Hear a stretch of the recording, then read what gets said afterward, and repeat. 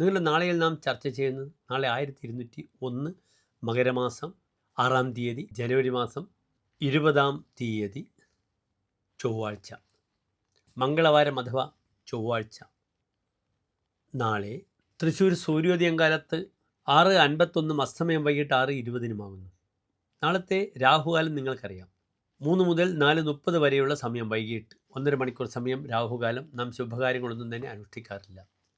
നാളത്തെ ചൊവ്വാഴ്ചത്തെ നക്ഷത്രം ഉച്ചയ്ക്ക് 1 മണി വരെ തിരുവോണം നക്ഷത്രവും 1 മണി കഴിഞ്ഞാൽ അവിട്ടം നക്ഷത്രവുമാകുന്നു.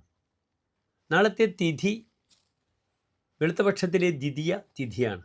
ചന്ദ്രൻ വെളുത്തപക്ഷം 5-ാം തീയതി വരെ അത്ര ബലവാനല്ല.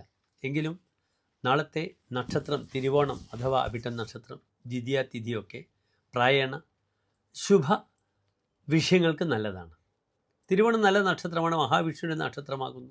അത് കഴിഞ്ഞ് അവിട്ടവും കുഴപ്പമില്ലാത്ത ഒരു നക്ഷത്രമാണ്, ശുഭകാര്യങ്ങളിൽപ്പെടുന്ന നക്ഷത്രമാണ് തിരുവോണമായാലും അവിട്ടമായാലും. ഉത്രത്രയത്തിൽ വരുന്നു. ഉത്രത്രയം എന്നാൽ ഉത്രാടം, തിരുവോണം, അവിട്ടം, ഉത്രമത്തം, ചിത്ര, ഉത്രട്ടാതി, രേവതി, അശ്വതി. ഇവിടെ ഉത്രാടം, തിരുവോണം, അവിട്ടം. അതിനാൽ സ്വതവേ തിരുവോണവും അവിട്ടവുമൊക്കെ എല്ലാ ശുഭകാര്യങ്ങൾക്കും നാം സ്വീകരിക്കുന്ന നക്ഷത്രങ്ങളാകുന്നു.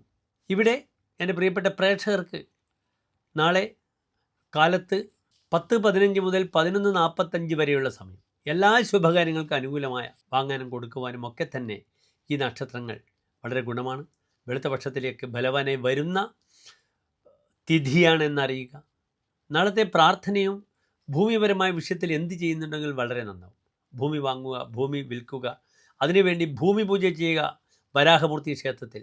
അല്ലെങ്കിൽ നാളെ ചൊവ്വാഴ്ചയും അവിട്ടം നക്ഷത്രവുമാണ്. 12 മണി കഴിഞ്ഞാൽ വൈകിട്ട് ഭദ്രകാളി ക്ഷേത്രത്തിൽ ചെയ്യുന്ന രക്തപുഷ്പാഞ്ജലിയും കടും പായസവും എൻ്റെ പ്രിയപ്പെട്ട പ്രേക്ഷകർക്ക് വളരെ അനുകൂലമായി വരും.